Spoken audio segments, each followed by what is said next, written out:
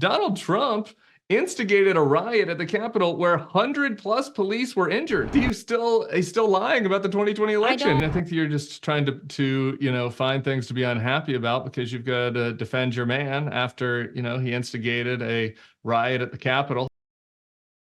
Today we have a good one to look over. A longtime conservative, Tim Miller, who actually understands the threat that Trump presents to our democracy, went on Tomi Lahren's show, Tomi being a hardcore political hack MAGA commentator who isn't the best at her job. I'll just put it like that. And it led to Tim brutally dismantling her on her talking points. So let's watch over some of that. And as always, jump in with the context. She talked about reimagining policing, reimagining what ICE looks like. I mean, to say that she's anti-police, I'm not going off of that because I pulled it out of a coconut tree. I'm pulling it out of her own clips of her own voice saying it out loud proudly. So if she's changed her position and now she's suddenly pro-police, and she doesn't think policing needs to be reimagined, and she doesn't want to abolish ICE, then don't you think she needs to articulate that to us? Yeah, and I think she is. I think you're just trying to find things to be unhappy about because you've got to defend your man after, he instigated a riot at the Capitol and tried to overturn the election. You got to find things to attack the other person on. Talk about living in the past, my friend. She was the district attorney. Is over.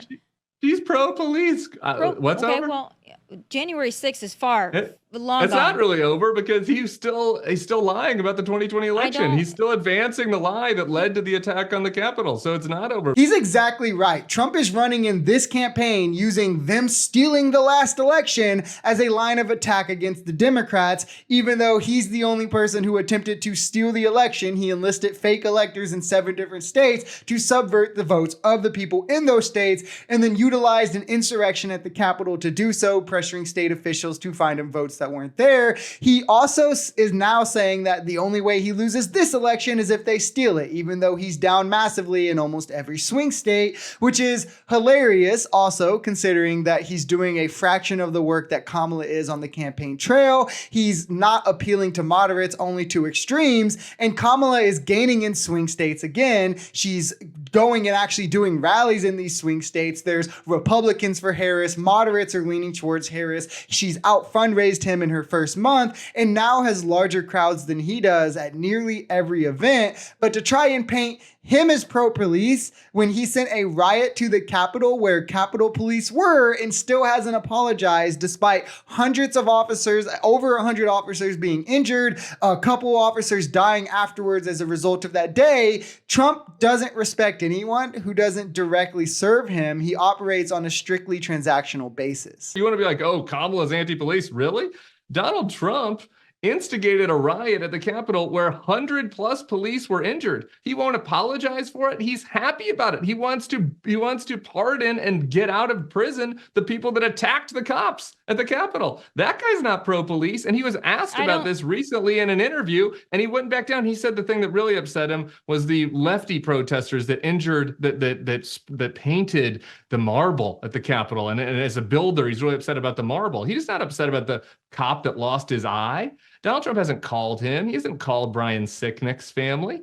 Like, give me a break. Well, I don't like this whole Kamala's anti-police. Donald Trump is anti-police. Brian Sicknick did not die because of January 6th. So really? Oh, it's just a coincidence? Or just a quinky dink that there was a riot at the Capitol and one of the officers there died? Yeah, because he suffered a medical emergency. This is hilarious cope from Tomi. Yeah, I mean, over 100 officers were injured. 1 lost an eye. I believe it was 3 that died shortly after. 1 killed themselves because of the events on that day. And it's just, oopsies, can't blame Trump when we all know in a heartbeat, if Kamala or Biden had sent a crowd to riot or protest anywhere and one of those people injured an officer or multiple officers and a few died the next day, Republicans would run with that until the end of time. They're all just completely biased and hypocritical and can't accept any culpability for the horrendous things that their own side has done.